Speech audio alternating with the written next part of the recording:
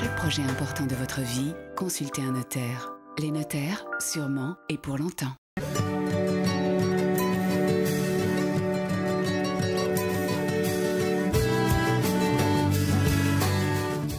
Vous vous demandez d'où vient Romagné? La réponse avec René. Alors René, ça vient d'où?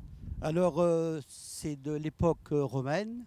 Romagné, ça vient de Romanius, qui a donné, en fin de compte, au XVIe siècle, Romagnéum. Et Romagné est connu pour ses voies romaines, hein, René? Les voies romaines, qui étaient très importantes, en fin de compte. La plus importante, c'était la route militaire, qu'on appelle encore la voie Rochelette, qui suit un petit peu la route de Tremblay actuellement. Et puis sur ces routes, eh bien, il y a eu des personnages célèbres d'hier et d'aujourd'hui. Hein. Étant donné le nombre de voies romaines sur la commune, on pense que César est passé par Romagné. Et quel autre personnage? Alors en 1231, Saint-Louis, à la tête de son armée, est passé par Romagné pour reprendre la place de Saint-Omer-du-Cormier. Et on remonte à la Révolution française avec le général Hoche. Le général Hoche, oui, qui avait été envoyé pour pacifier la région de Fougères. Les Chouans avaient entendu dire qu'ils devaient aller sur Rennes et ils avaient tendu une embuscade. Qu'est-ce qui est tombé dans l'embuscade? C'est une troupe tout simplement républicaine. Et le général Hoche, lui, est allé à Rennes la nuit tombée.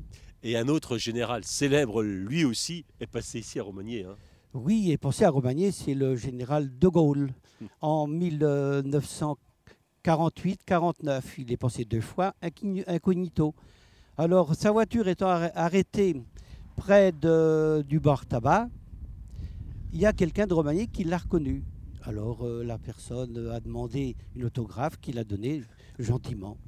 Voilà, anecdote donc de René. Et puis ce que vous remarquez aussi à Romagné, c'est l'église Sainte-Anne. Hein. L'église Sainte-Anne, oui, qui date en fin de compte du 15e, qui a eu des transformations au 17e et des remaniements au 19e.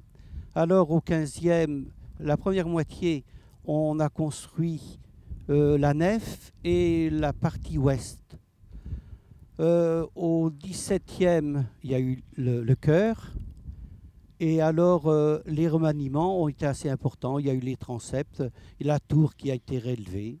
Dans cette église, il y a surtout un vitrail où on voit Nicolas Zic et Sainte-Anne, bien sûr. Oui, alors on se rappelle à ce moment-là toute l'histoire de Nicolas Zic à Sainte-Anne-d'Auray. Et alors, sur ce vitrail-là, il y a aussi la chapelle Sainte-Anne. Alors la chapelle qui existe, hein, la chapelle qui existe, Sainte-Anne, oui, oui, oui, entre Romagné et Fougères, à peu près, à la Bosserie. Cette chapelle a été construite à la suite d'un vœu. C'est Pierre Le Maignan qui devait faire un voyage à Angers, un voyage d'affaires, mais les routes n'étaient pas sûres à ce moment-là. Il avait promis que s'il revenait sain et sauf, il allait construire une chapelle. C'est pas lui qui l'a construite parce qu'il est décédé 2 ans après, c'est sa femme Marie Échac qui l'a construite. Voilà, merci René, il sait tout sur Romagné. Romagné, merci de nous avoir accueillis et à très bientôt.